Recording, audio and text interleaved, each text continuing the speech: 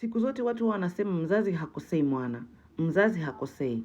I'm sorry to say this, lakini kuna wazazi wengine mnatufelisha big time yani. Yaani mnafanya vitu ambavyo vinatukandamiza sisi watoto, lakini ni ile tu huna jinsi.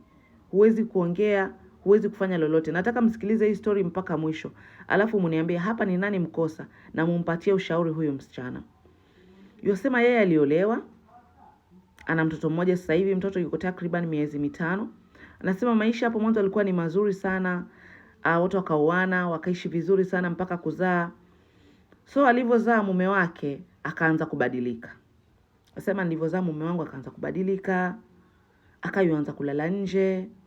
Yulala nje hata siku 2, yuaja, yuongea na simu usiku na wanawake. Yaani yule ni hesabu kama mimi sipo yani. Akipigwa simu usiku anaongea vizuri sana. Hello baby, mambo poa, nini hivyo. Yosema sasa mimi nilivyoona maisha yako hivyo, mtu wa kwanza kumkimbilia mimi ni mzazi wangu. Mamake yupo hai, babake yupo hai. Mimi nikaenda nikawaelezea. Baba, mimi tangu nizae bwana mume wangu simuelewi.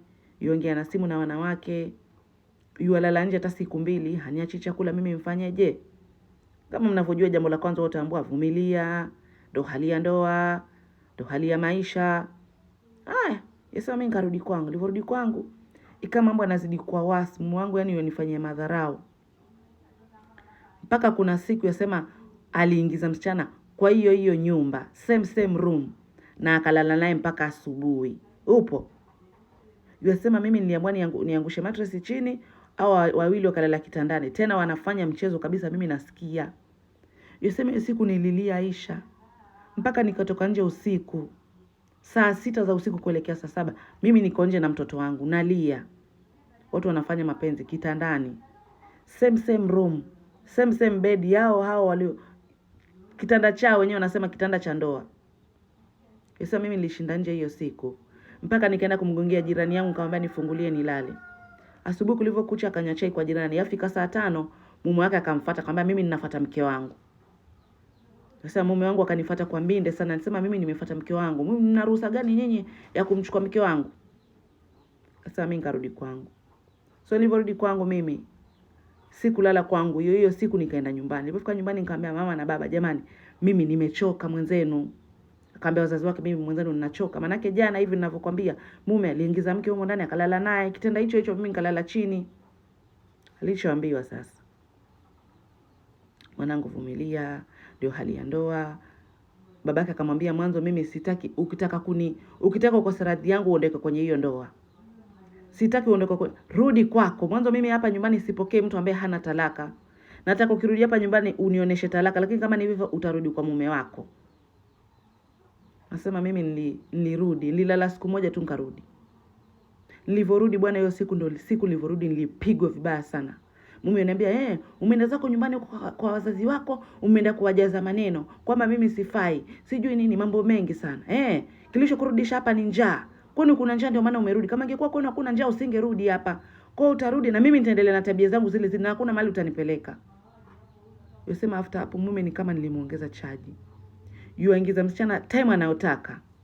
Ni asubuhi atamuingiza, saa 8 atamuingiza, saa 9 ataingiza msichana, akitaka kulala hapo msichana yualala. Yosema siku hiyo usiku nikaamka nalia, msichana yupo kitandani na wanafanya mapenzi. Naambia mume wangu mbona wafanya hivyo? Na wajua mwenzako ni mke wako kwanza. Nina mtoto wako. Mtoto bado ananyonya, mtoto bado ni mdogo. Mbona mwafanya hivyo? Alichomjibu sasa ule mume akamwambia, "Weza kuja na wewe ukatujoin." Subhanallah. Yosema mimi nilishinda kulia hiyo usiku mzima nalia.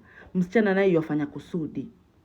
Asubuhi kulipokucha mimi nikampigia mamangu simu namwambia mama mimi ninachoka na leo nitajiua. Msema sije huko nyumbani, nitajiua. Mamake akamwambia mwanangu sijiue naja. Mamake alipokuja akamwambia mwanangu, tulikuozesha juzi wewe, harusi ya kitchen party na mataarabu. Sasa hivi ukija nyumbani sisi tutapata aibu kwa majirani, kwa hiyo vumilia. Just imagine. Kwa nyinyi mwathamini kupata aibu kwa majirani kuliko mtoto wenu ateseke. Wazazi, mimi narudi kwenu. Kwa ni afadhali mtoto wako ateseke kwenye ndoa, adhalilishwe, atiwe vidonda vya tumbo, lakini kwa majirani wewe ujulikane mtoto wako yupo kwenye ndoa. Tuenda hapo sahi. Tuelekea wapi sisi? Mama akamwambia, mwanangu, Kama hao wanafanya mapenzi kitandani na kwambia ubwage mattress chini, pana chumba hapo cha store. Twende nikakusaidia kusafisha hicho chumba, uhamishe mattress yako huko.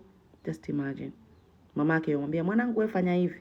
Yeye mwache hicho chumba aingize wanawake. Wewe nakusaidia kusafisha hiki chumba, ulale huku lakini usirudi nyumbani utanitia aibu mimi mama yako.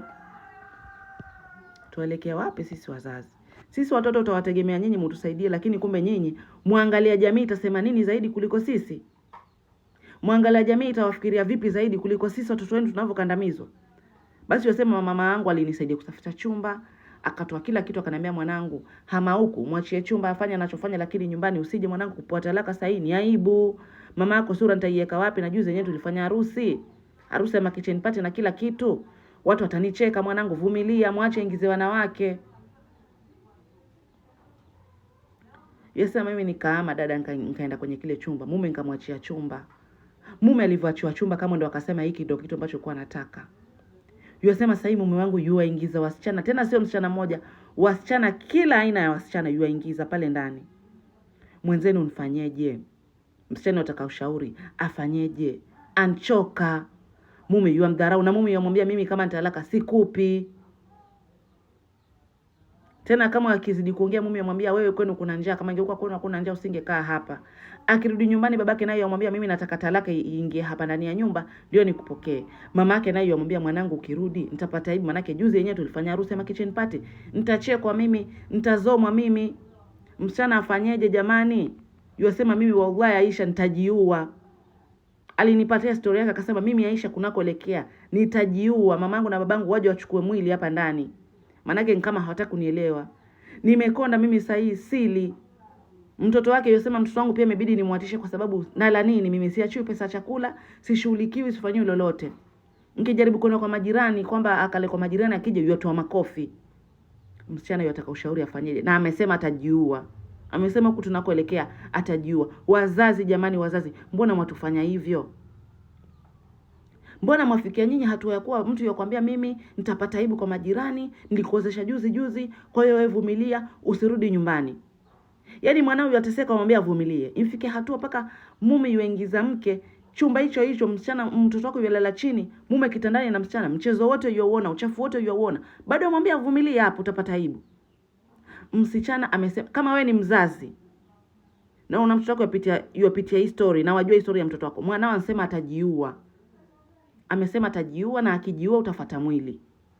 Jamani, hebu tumshauri msichana afanyeje? Hii story yaani hakuna story ambayo imeniuma kama hii.